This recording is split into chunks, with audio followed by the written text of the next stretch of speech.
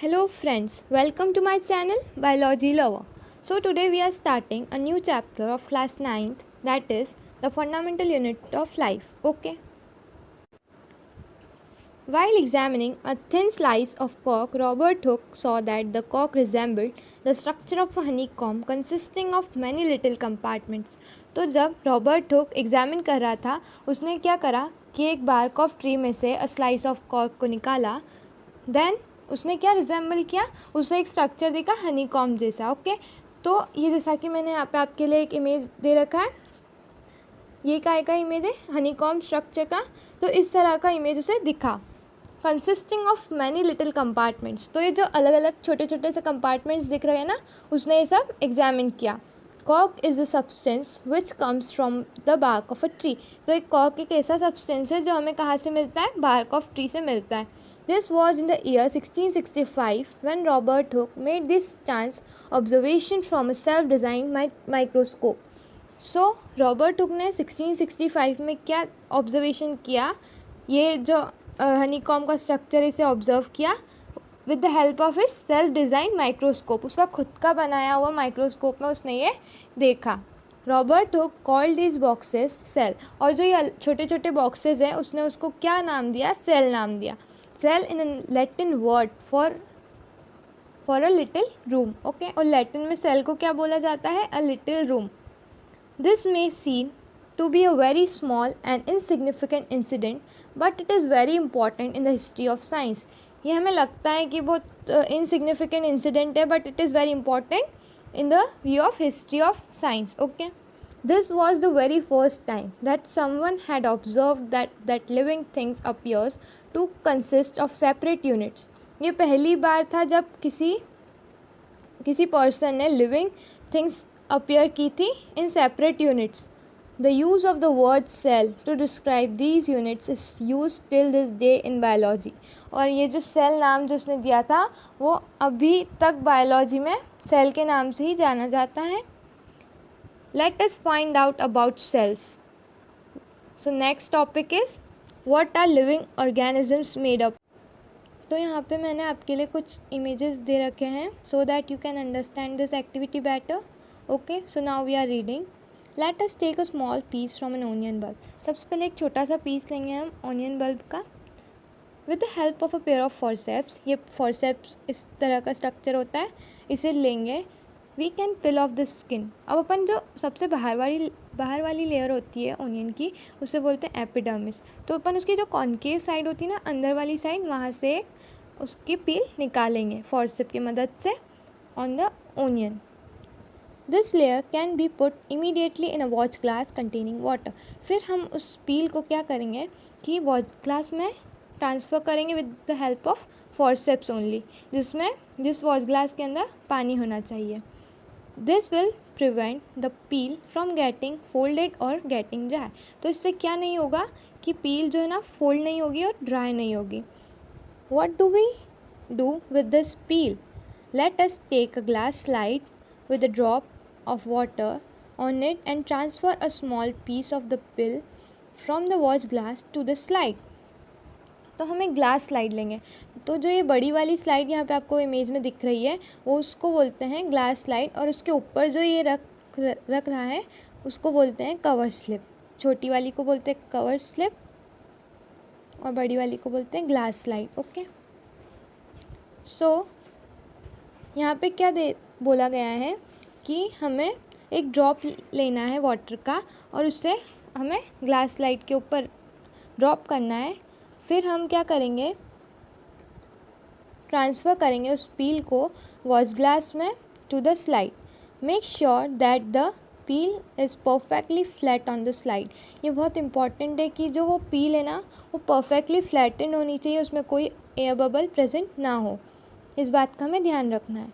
A thin camel hair paint brush might be necessary to transfer the peel. तो हम एक paint brush का use कर सकते हैं ट्रांसफ़र करने के लिए पील को, सो दैट एयर बबल नहीं आए. Now we put the drop of safranin solution on this piece followed by a cover slip. Now we put a drop of safranin. तो हम इसमें क्या, एक ड्रॉप सेफ्रोनिन एक तरह का स्टेन होता है for colouring the slide.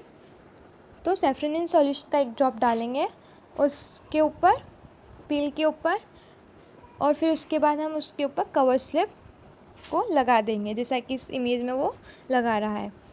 Take care to avoid air bubbles like putting the cover slip with the help of a mounting needle. अब हम एक माउंटिंग नीडल की हेल्प से उस कवर स्लिप को लगाएंगे, पर हमें इस बात का ध्यान रखना है कि कोई भी एयर बबल ना आए, तो हमें अच्छे से स्लाइड दिखेगी, वरना एयर बबल के आने से हमें प्रॉब्लम होगी उसे क्लियरली देखने में। Ask your teacher to help. We have prepared a temporary mount of onion peel. We can observe this slide under a low powered followed by high power of microscope. तो हम high power और low power से देखेंगे compound microscope में इस slide को। So this kind of structure is of a compound microscope. Okay, what do we observe as we look through the lenses? Can we draw the structures that we are able to see through the microscope? On an observation sheet, does it looks like figure 5.2? So क्या जो हमने observation किया, क्या वो इस तरह का structure था? सो येस, हमें इस तरह का स्ट्रक्चर देखने को मिलता है जब हम एक ओनियन पील की टेम्पररी माउंट करते हैं, तो हमें इस तरह का स्ट्रक्चर कंपाउंड माइक्रोस्कोप में दिखता है। Okay, we can try preparing temporary mounts of peels of onion of different sizes. हम अलग अलग साइज़ के टेम्पररी माउंट्स बना सकते हैं। What do we observe? Do we see similar structures और different structures? What are these structures? These structures look similar to each other. Together they form a big structure like an onion bulb. Okay. तो ये जो structures होते हैं वो similar दिखते हैं, मतलब एक जैसे ही दिखते हैं जब हम ऑब्जर्व करते हैं माइक्रोस्कोप में। We find from this activity that onion bulb of different sizes have similar small structures visible under microscope. तो हमें सिमिलर स्मॉल स्ट्रक्चर माइक्रोस्कोप में दिखाई देते हैं। The cells of an onion peel will all look the same regardless of the size of the onion that came from. These small structures that we see are the basic building units of the onion bulb. These structures are called cell. तो ये क्या एक small structures जो हमने देखे हैं onion bulb में, तो ये क्या है? बेसिक यूनिट्स हैं, और these structures are called cells. तो इन स्ट्रक्चर को हम क्या बोलेंगे? Cell. Not only onion but all organisms that we observe around are made up of cells. तो सिर्फ हम ओनियन बल्ब को ही नहीं बल्कि जितने भी ऑर्गेनिजम्स हैं उन सभी को बोल सकते हैं कि ये सब काय के बने हुए हैं?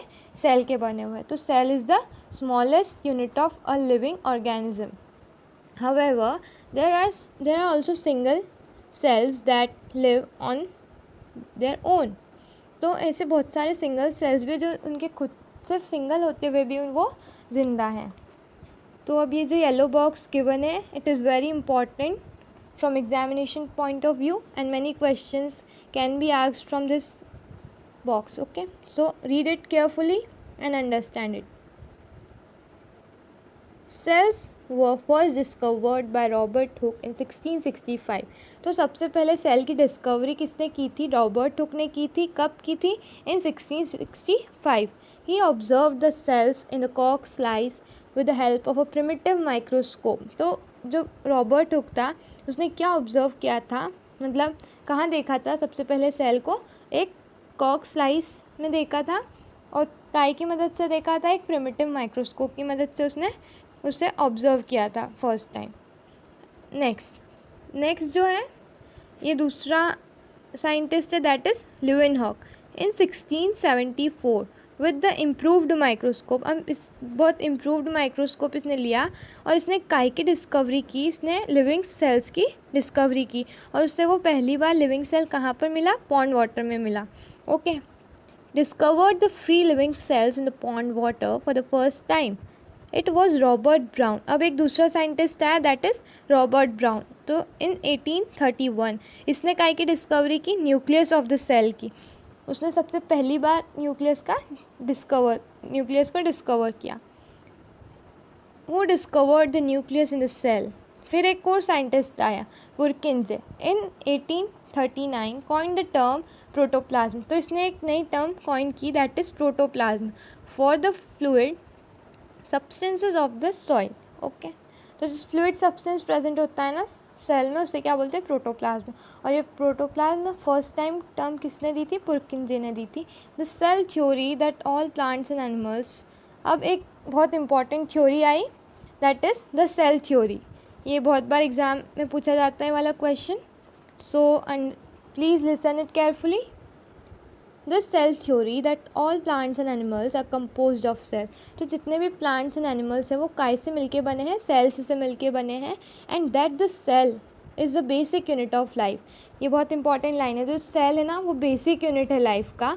Was represented by two biologist. तो ये जो स्टेटमेंट था सेल थ्योरी का, फर्स्ट स्टेटमेंट ये किन दो लोगों ने दिया था, दो बायोलॉजिस्ट ने दिया था, दैट इज़ श्लिडेन इन 1838 एंड श्वान इन 1839। ओके, तो ये दो बायोलॉजिस्ट ने ये स्टेटमेंट दिया था।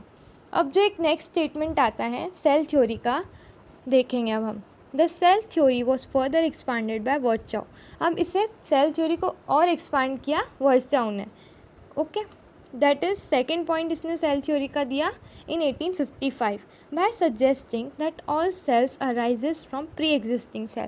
तो ये सेकेंड स्टेटमेंट क्या बोलता है, जितने भी सेल्स हैं वो प्री एग्जिस्टिंग सेल्स से अराइज हुए हैं। With the discovery of the electron microscope in 1940। और सबसे पहली बार इलेक्ट्रॉन माइक्रोस्कोप कब डिस्कवर हुआ था, इन 1840।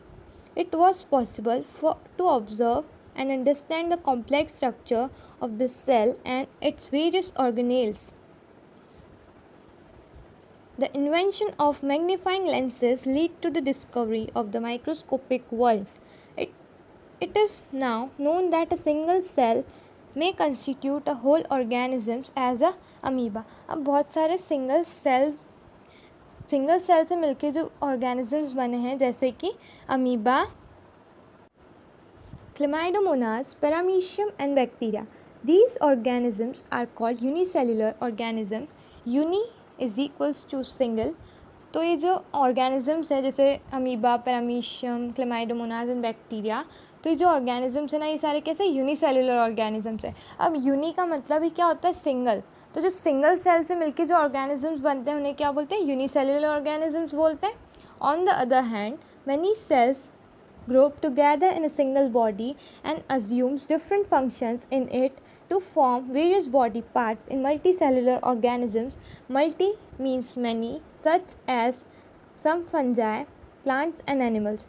तो जो बहुत दो या दो से ज़्यादा सेल से मिलके जो ऑर्गेनिजम्स बनते हैं उन्हें क्या बोलते हैं, मल्टी सेलुलर ऑर्गेनिजम्स बोलते हैं। और मल्टी का मतलब क्या होता है, मैनी, सच एज, और इसके एग्जाम्पल्स क्या क्या है, fungi, plants and animals. Can we find out names of some more unicellular organisms? Every multicellular organisms has come from a single cell.